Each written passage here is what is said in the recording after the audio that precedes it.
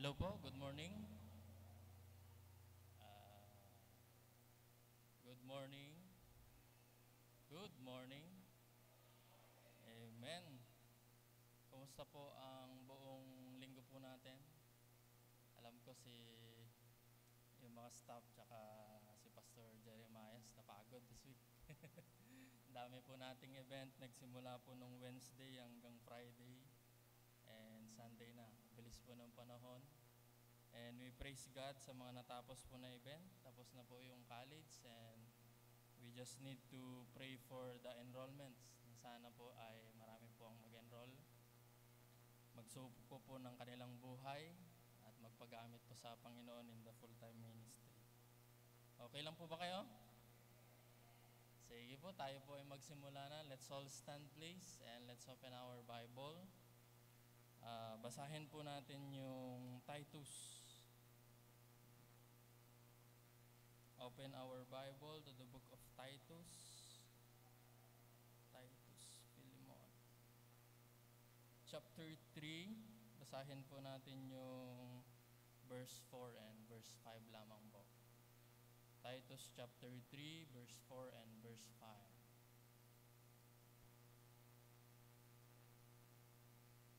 Okay, nandiyan na po ba kayo lahat? Sige po, basahin po natin. Ito po yung sabi po na banal na kasulatan ng Panginoon.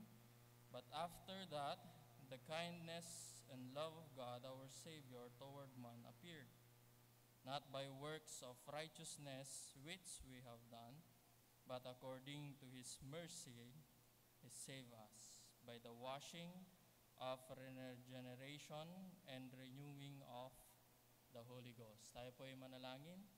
Our gracious loving Father, muli Panginoon, kami po ay nagpapasalamat. Thank you, O Lord, for this beautiful and wonderful morning that we can gather together once again freely to worship you in spirit and in truth. And we just pray, Lord, as we going to study Thy Word about the third person of the Trinity, which is the Holy Spirit. We just pray, Lord, that give us wisdom and understanding once again. We appreciate the saving ministry of the Holy Spirit. And we just pray, Lord, that you be the one to guide muli, Panginoon, yung mga kapatiran po namin na nasa daan pa. We just pray, Lord, that you be the one to keep them safe na makarating po dito. And we just pray, Lord, for all the believers na i-convict niyo po sila that this is the day you made, na kung saan kami po ay dapat mag-gather together as a believer to worship you, Panginoon. And we just pray, Lord, na patawarin niyo rin po kami, Panginoon, sa amin pong nagawang kasalanan. We know, Lord, na meron pong mga nagawa po kami hindi kaaya-aya sa inyo. Just pray, Lord, na continue, O Lord, to forgive us. Continue, O Lord, to renew us through the Holy Spirit, O Lord. And we just pray, Lord, that your name be magnified and glorified in our midst today. In Jesus' name we pray. Amen. You may be seated po, mga kapatid.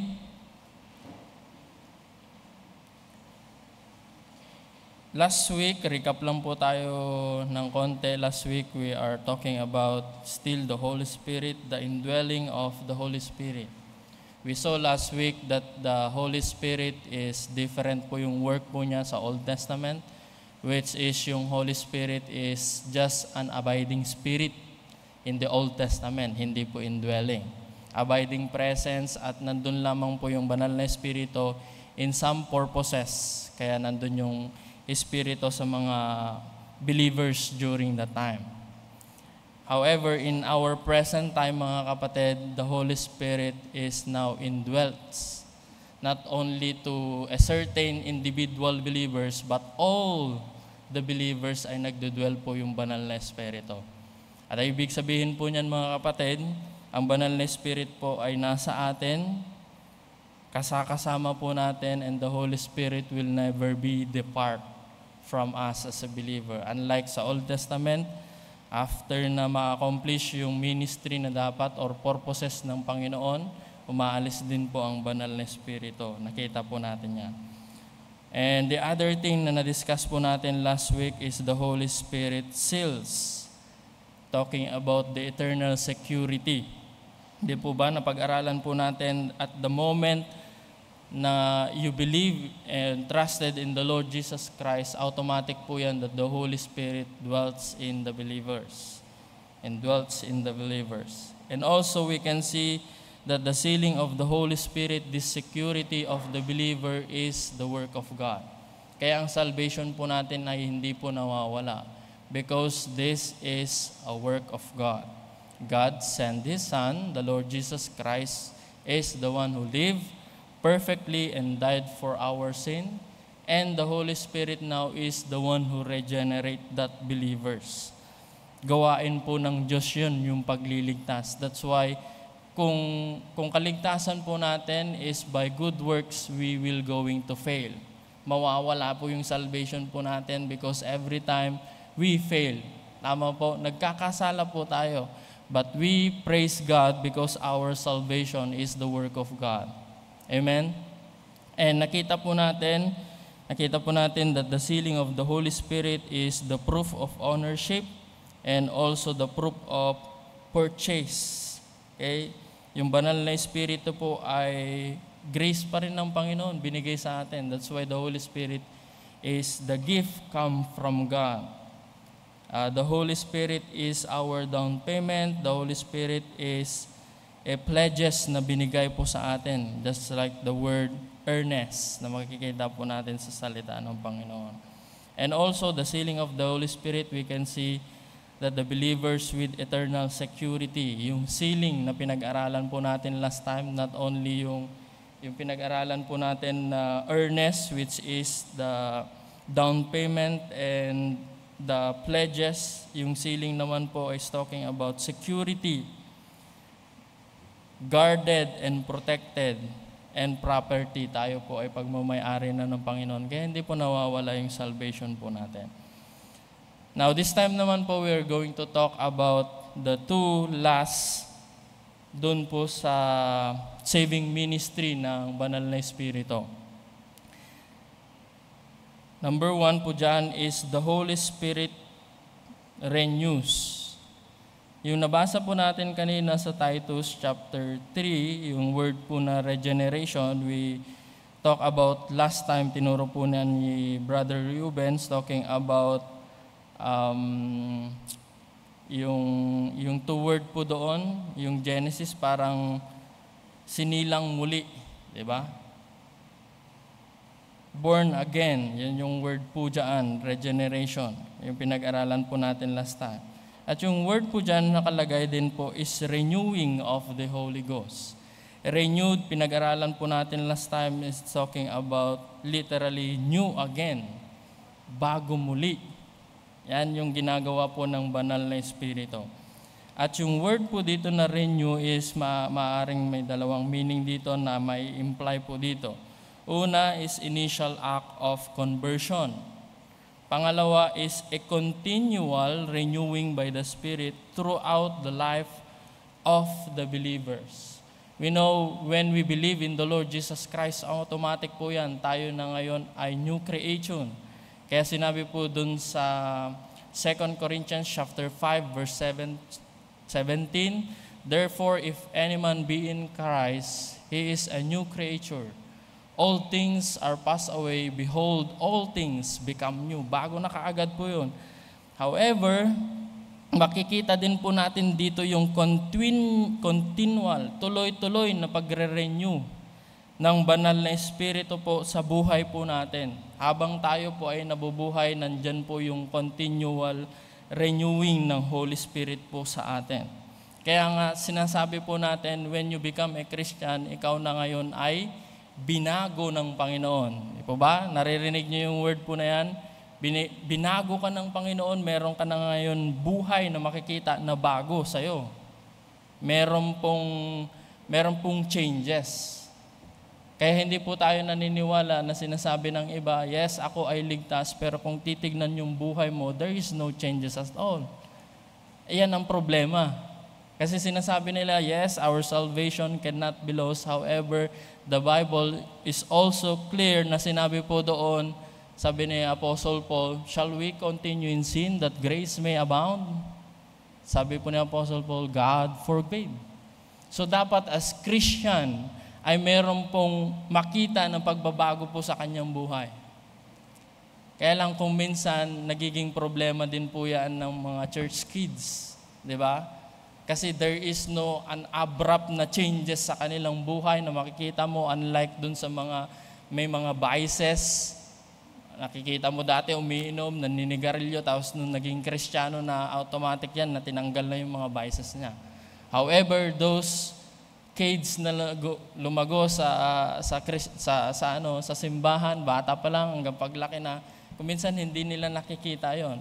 Pero even the very detail na sins po natin, for example, yung pagdadabog mo nga lang is just a sin already and a big deal sa Panginoon po yan. Pero dapat makita po natin, mga kapatid, that once you become a Christian, there is a changes sa buhay po natin. Meron pong buhay na binago po ng Panginoon. Meron pong bagong buhay na makikita po natin sa isang tao.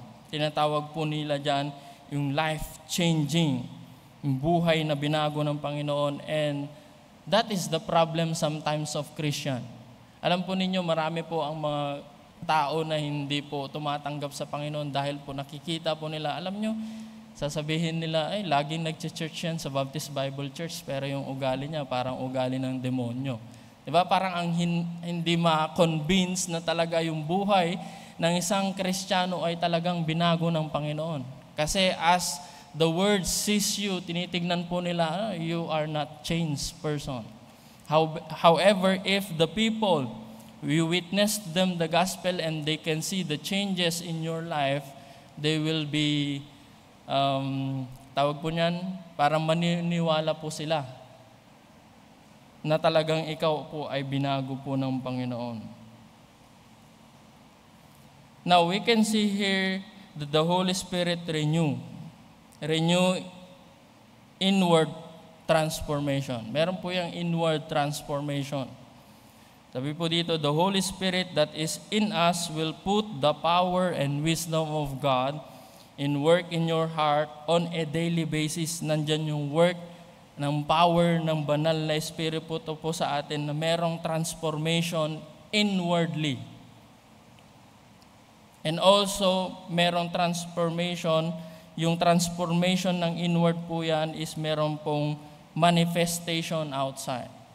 Hindi mo pwedeng sabihin na, yes, ako ay Kristiyano, pero yung labas na ugali po natin ay there is no transformation. Hindi makikita yung kaligtasan. That's why in 2 Corinthians, tingnan po natin, 2 Corinthians.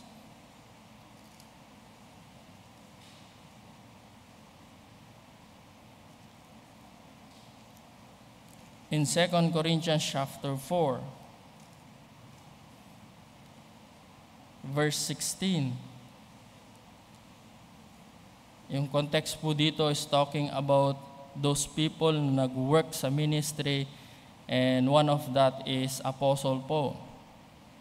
By the way, pag nasa ministry ka, mga kapatid, you will be discouraged. Kasi ito yung context po dito eh. Merong discouragement sa ministry. However, Apostle Paul, sinasabi po niya dito, in verse 1, therefore seeing we have this ministry, as we have received mercy, we faint not. Hindi po siya, he is not losing of courage, or he is not discouraged. Why? We can see here the mercies of the Lord. Nakita po niya. And also, kikita po natin there is a discouragement in the ministry because of the things that happen. Kaya sinabi po yung verse 8, ito po yung testimony ni Apostle Paul sa mga taga-Corinto, we are troubled in every side.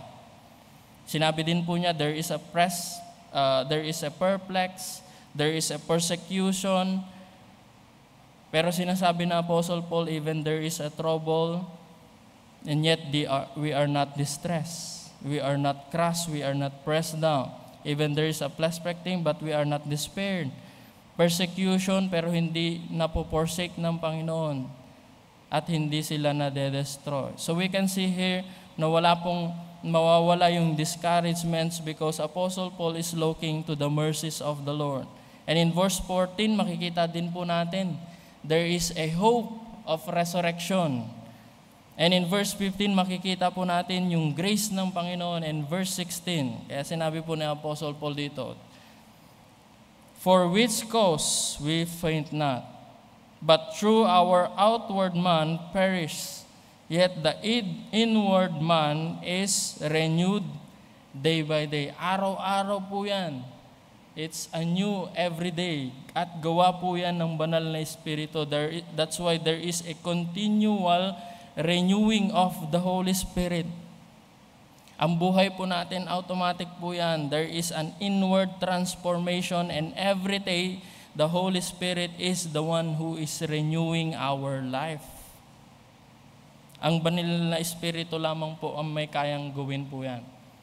People cannot do that, but the Holy Spirit that is in that person ay meron pong nag-work po yan. That's why there is an inward transformation. That's why hindi po natin pwedeng sabihin that I am a Christian, however, in the outward, wala po silang makikita. Hindi po pwede po yan. Kung ikaw ay tunay na Kristiyano, they can see the changed life that is in you.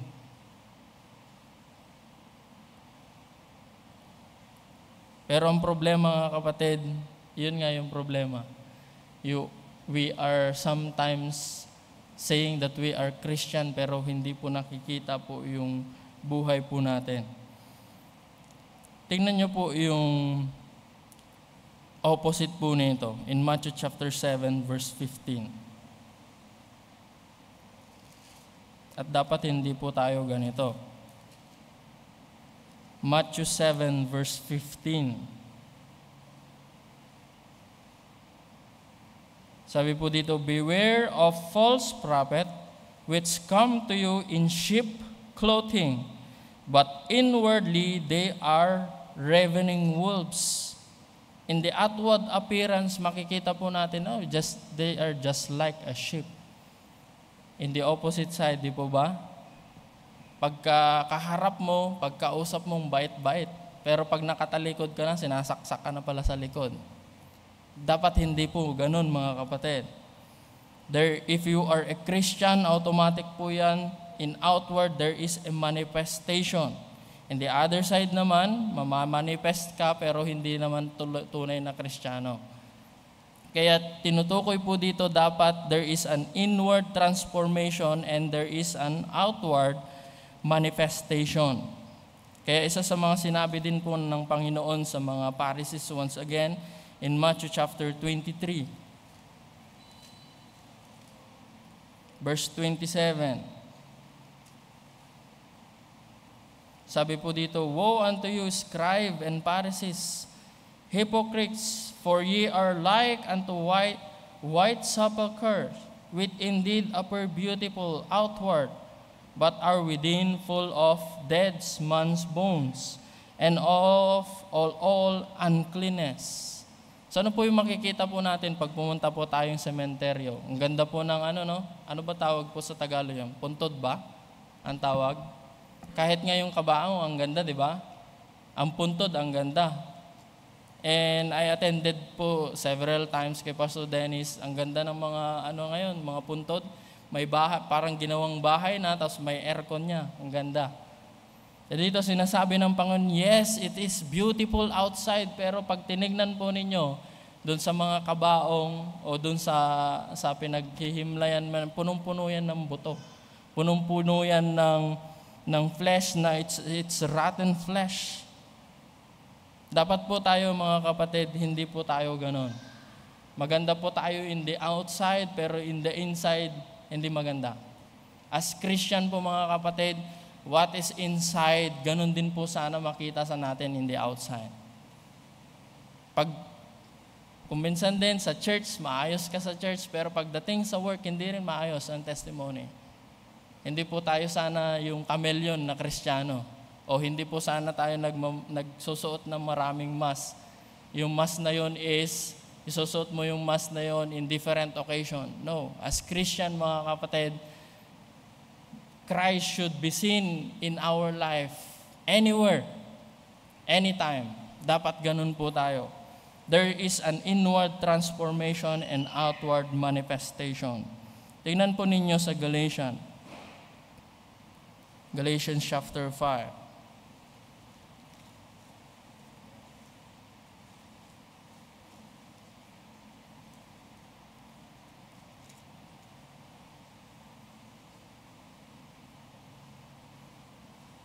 Verse 22. Galatians chapter 5, verse 22. Tapos sabi po dito, but the fruit of the Spirit is love. By the way, makikita po natin yung tunay na Kristiyano by their fruit. In outward manifestation ng kanyang kaligtasan is the fruit of the Holy Spirit, and we can see that this person is saved.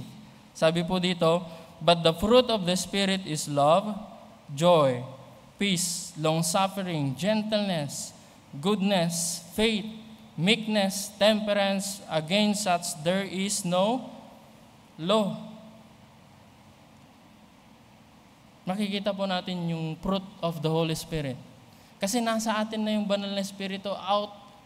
Outwardly makikita po natin this kind of fruit sa mga believers.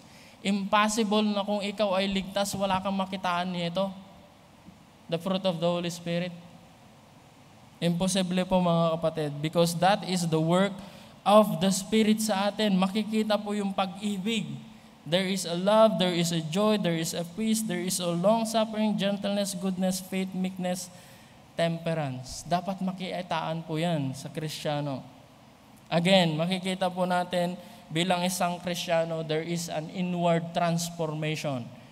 And that inward transformation will going to manifest outwardly. Makikita po yan sa Kristiyano. So we can see here the Holy Spirit renews again, inward transformation and outward transformation. And the last, this is the final aspect of the Holy Spirit saving ministry. And that is, the Holy Spirit give assurance. Di ba pinag-aralan po natin in the sealing of the Holy Spirit, automatic po yan. There is a security already of our eternal security. There is a certainty of salvation. Meron po tayong kasiguraduhan. Yung banal na Spirit lang po palang automatic na meron po na tayong kasiguraduhan ng ating salvation. That's why in 1 John chapter 5 verse 13,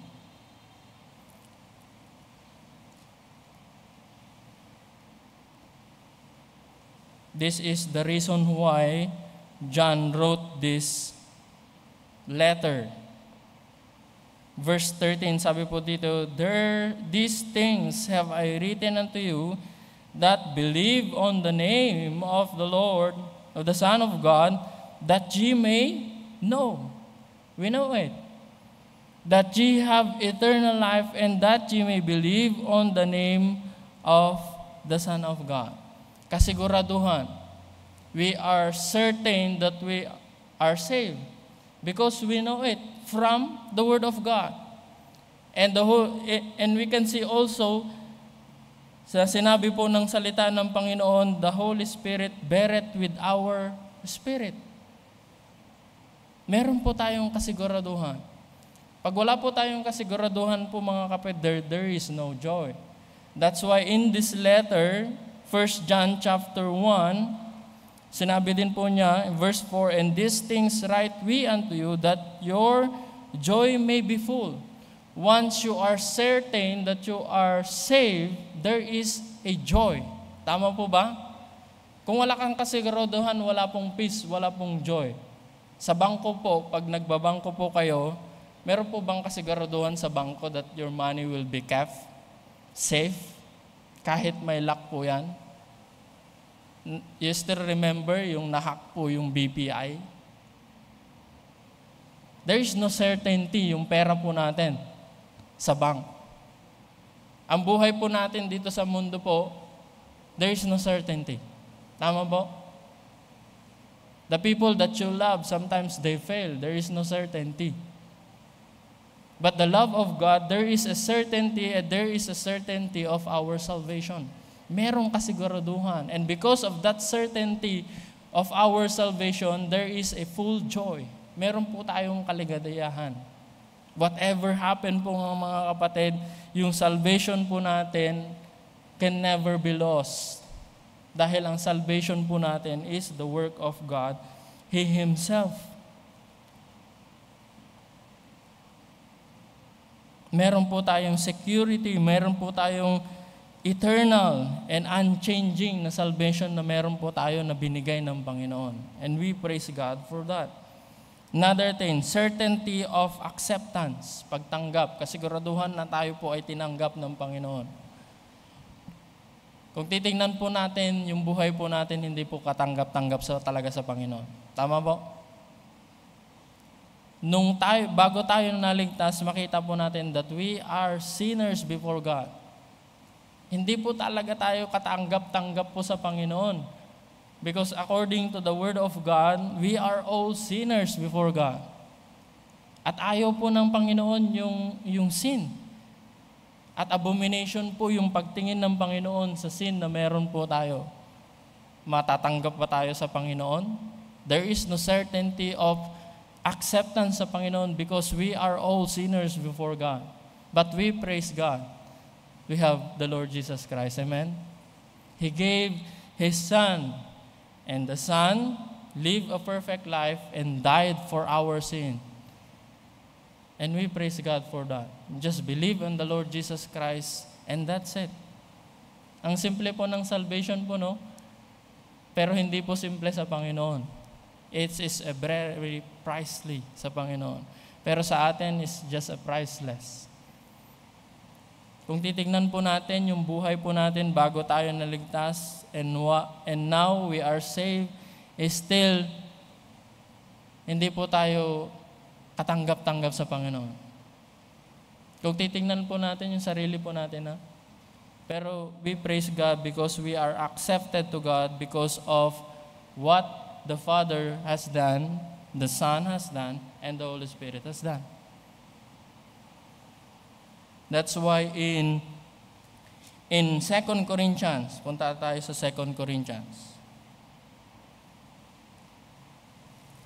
2 Corinthians chapter 4.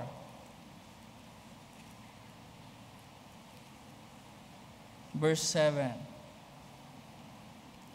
Sabi po dito, but we have this treasure in earthen vessel. Meron po tayong treasure sa earthen vessel. Mas siguro mag-isip kayo, ano yung pinagsasabi niya dito? There is a treasure. Ano yung treasure? O sa Tagalog, ano kaya yung kayamanan na meron yung earthen vessel? Parang kung titignan po nito yung pagkakagamit niya, parang ano lang, no? Parang lalagyan na yung parang hinulma na putik. Anong ibig sabihin po niyan? There is a treasure in earthly vessel. And what is that treasure na meron? Alam po ba ninyo yung earthly vessel po dyan is talking about our body. This body. Okay? Yung treasure po dyan, maaaring it's talking about the glorious gospel of the Lord Jesus Christ. Yung treasure na meron po tayo, na pinakamagandang treasure ng buong mundo po na ito is no other than the Lord Jesus Christ. Our salvation in Him. That's why in parable, na ginamit po ng Panginoon sa Matthew chapter 13, and then we will going back later dito. Lagyan nyo lang po ng, or you hold 8. Punta po tayo sa Matthew chapter 13. Parable ng ating Panginoong Yesus.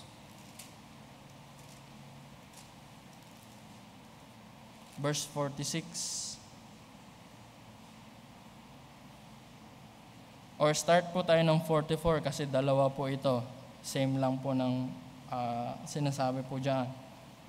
Sabi po dito, again, the kingdom of heaven, verse 44 of Matthew chapter 13. Nandun po ba kayo?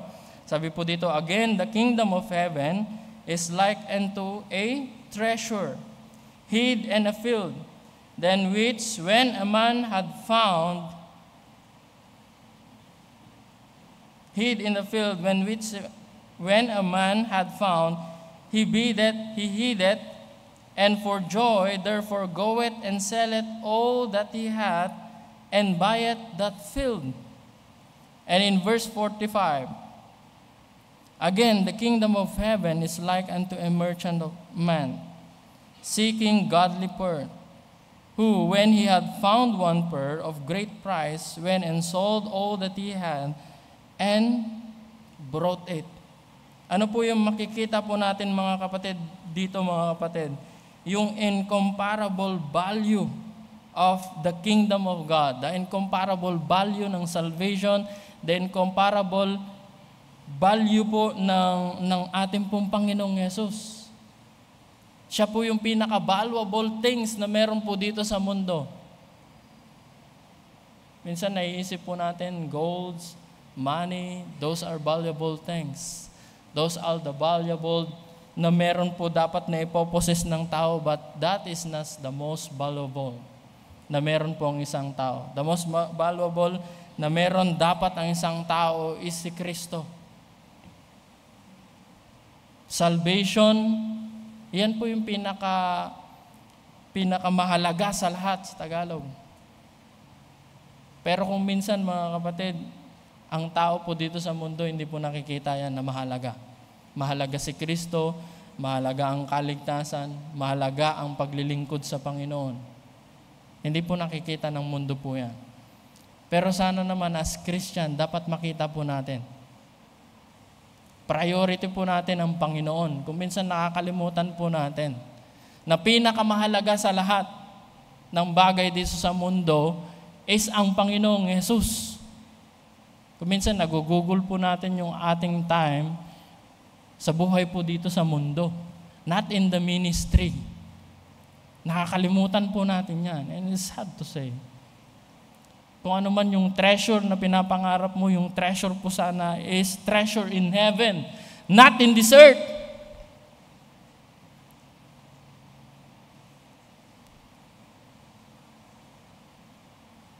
Kaya walang nagsosurrender ng buhay ng Panginoon.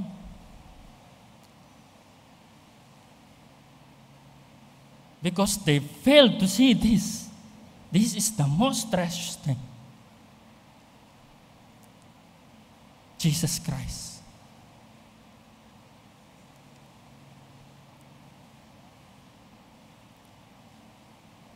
We failed to see that.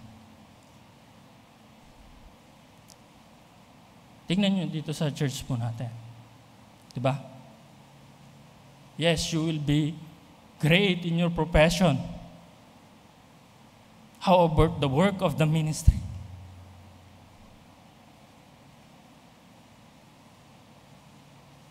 Well, I'm not bragging na nasa ministry ako. I just challenge you na tingnan po natin yung kahalagahan ng Panginoon sa buhay po natin. The treasure of this world will be gone. Alam mo yung mga treasure po dito, there is a thief, sabi nga ng Panginoon. There is a moth, there is a rust na mawawala po yung mga bagay na meron po tayo. But treasure in heaven will never be lost, never be forgotten by the Lord. So makikita po natin, a treasure na meron po tayo si Kristo. And let's go back. But we have this treasure, we have Christ, we have salvation in Christ. And that is treasure. At sinabi po dito, that the excellency of the power may be of God and not of us. Alalahanin po natin, still the work of the Lord. Acceptance po natin, still the work of the Lord. Because we are all failed every day, every day. But praise God because the Holy Spirit is the one who renews us day by day. Pag wala po yung banal na Espiritu, if you just shut the mouth of the Holy Spirit in your life, you can never hear kung ano yung panawagan ng Panginoon. Acceptance po natin. We are accepted because of the Father, because of the work of the Lord. And that is not of us. Kaya sinabi nga po sa John, again, it's a beautiful verse in John. Kahit babalik-balikan mo ito araw-araw, hindi ka magsasawa. Sabi po sa verse 12, but as many as receive Him, to them gave He power to become the Son of God, even them that believe on His name. Just believe on the Lord Jesus Christ and you have now the power to become the sons of God, heirs of eternal life, heirs of heaven. verse 13, which we are born, not of blood, nor of the will of flesh, nor of the will of man, but of God. Gawain po ito ng Panginoon. We are accepted because of Christ and what He has done sa cross ng Kalbaryo. Sana sa ating pag-aaral, yung pinag-aralan po natin na ministry of the Holy Spirit, and that is the saving ministry. Nakita po natin that the Holy Spirit is the one who is inviting all people to salvation. The Holy Spirit is the one who convicts people of their sin, convict of righteousness, and there is a judgment that is coming. That's why the Holy Spirit is the one who convicts the believers and draw near to Christ. Yan ang ginagawa po ng Banal na Espiritu. And in the salvation ministry of the Holy Spirit is the one who regenerate the believer. Tayo po ngayon po, dahil po sa work ng Banal na Espiritu, tayo na ngayon po ay naging kaparte po ng pamilya po ng Diyos. Dahil po sa regenerating power of the Holy Spirit, we have now the new life. Because before, as sinners, we are dead in our sins. But because of the Holy Spirit, when we put our faith in the Lord Jesus Christ, this life is now imparted to the person who believes in the Lord Jesus Christ. Nandyan din yung indwelling ng Banal na Espiritu, nandyan na rin yung sealing ng Banal na Espiritu. There is a renewing and there is an assurance of our salvation, and we praise God.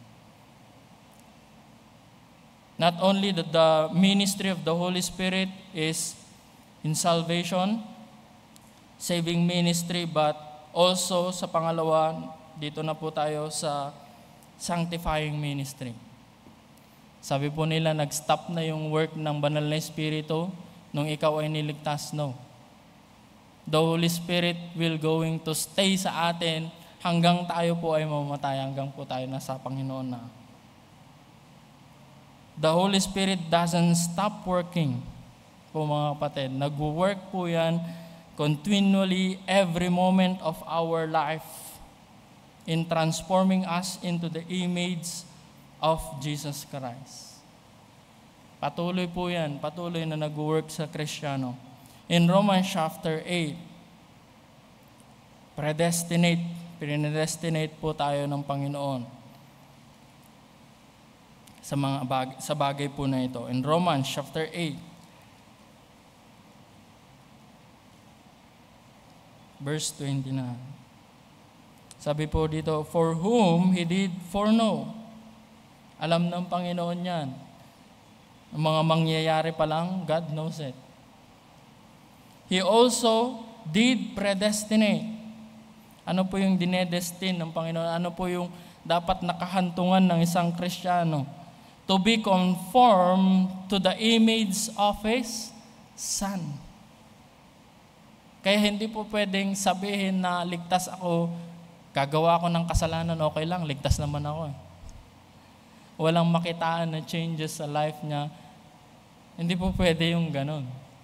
Kasi sinabi po dito, again, sabi po niya dito, He also, the Lord Jesus Christ, did predestinate to be conformed to the image of His Son, the Father. His Son, the Lord Jesus Christ, that He might be the firstborn among many brethren. Yun po yung work ng Panginoon, yung work ng Banal na Espiritu, yung sanctifying ministry ng Banal na Espiritu na hanggang tayo po ay ma-form nagala in the likeness of our Lord Jesus Christ. The Holy Spirit desired to make the inner work of salvation visible in the outward life and choices na meron po tayo in everyday. Once na belong po tayo sa Panginoon, ang desire ng Panginoon that a Christian should live a holy life. Yan ang nais ng Panginoon. That's why in the Bible, the Word of God says, be holy for I am holy, sabi ng Panginoon. Kung ano ang Diyos, gusto ng Diyos na maging ganun din po tayo. In love, nais ng Panginoon na kung gaano tayo minahal ng Panginoon, ganon din po tayo dapat umibig.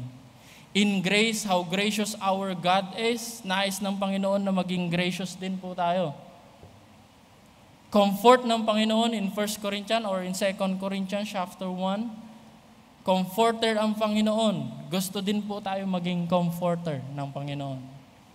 And all na meron po ang Panginoon, meron po ang ating Panginoong Hesukristo, ay nais po ng Panginoon na ganun din po tayo. Now, the word sanctifying mean to make holy or pure, to consecrate. Yes, in our present time as Christians, meron pong struggle, di po ba? Even Apostle Paul, di po ba? But the spirit is willing, but the flesh is weak. Even Apostle Paul, meron po siyang struggle, mga kapatid. As Christian, meron po tayong struggle in our flesh, sometimes in sin, but God called us po, mga kapatid, in holy living. God called us in our holy living. At paano po yung mangyayari? Is it by our strength? No. If you just going to rely on the power, on the wisdom of the Holy Spirit, magagawa po natin yung holy living. Magagawa po natin yan. This is the work of the Holy Spirit, and the Holy Spirit is the one who help us to live a life that is holy. At yung process po na yan, yung holiness ng buhay po natin is not just an one-day process. Hindi po. Yung holiness na living po natin, yung sanctifying na buhay po natin is not just one day that will going to be happen. Hindi po. Every day po yan, it is the work of the Holy Spirit. It is the work of the Holy Spirit. It is the helping, enabling work of the Holy Spirit. It is a supernatural work within. Now, one of the sanctifying ministry of the Holy Spirit is the Holy Spirit revealed our sin. Revealed our sin. Every time that we sin against God, ito po ay gawa po ng Banal na Espiritu. Pinapakita po yan ng Banal na Espiritu po sa atin. Pinapakita yan. Kung tayo po ay nagkasala, ipapakita po yan ng Banal na Espiritu. So sa buhay po natin as Christian, we know that the Holy Spirit is now in us. So let us be aware. And let us be aware na ang Banal na Espiritu po ay nasa atin. Lahat ng ginagawa po natin, the Holy Spirit knows. And let us lean on the enabling power of the Holy Spirit tayo po, para po yung buhay po natin ay meron pong pagbabago. Makita po yung pagbabago as Christians. Ikaw na ngayon ay Christian, dapat ang buhay po natin is everyday process na yung goal po natin is to be like Christ. Makitaan. So let's all stand please, and we will going to continue that next week. Titignan po natin kung paano nag-work ang Banal na Espiritu in order for us to have a holy life. Let's pray. Our gracious, loving Father, again, Lord, we are so thankful of sending the Holy Spirit.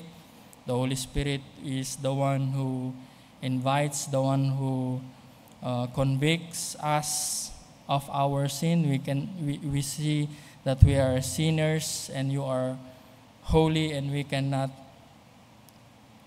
be holy by ourselves. And thank you, O Lord, for sending the Lord Jesus Christ, and we are now accepted in the beloved Panginoon as sons and daughters of you because of the Lord Jesus Christ, because of your grace and our faith in the Lord Jesus Christ. And we are so thankful, O Lord, for the Holy Spirit who regenerate us, who give us a new life. And we are so thankful, O Lord, for the Holy Spirit that always working in our life, na nagwo-work po siya, Panginoon, in order for us to live a holy life a life that is pleasing to you. Thank you, Lord, for everything, and bless our service to follow. In Jesus' name we pray. Amen. Thank you po, mga kapatid.